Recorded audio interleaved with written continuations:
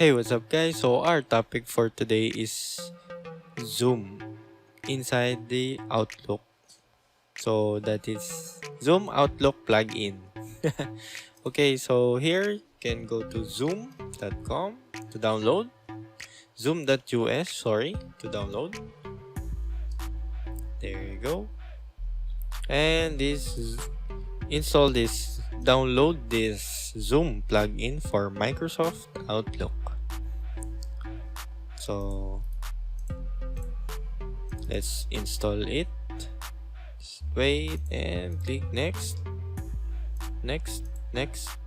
and click yes. And then you can close now.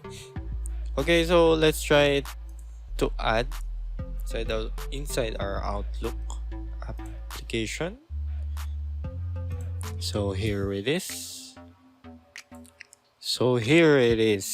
Okay, so you can now start meeting using your Zoom. You can also schedule your meeting using Zoom.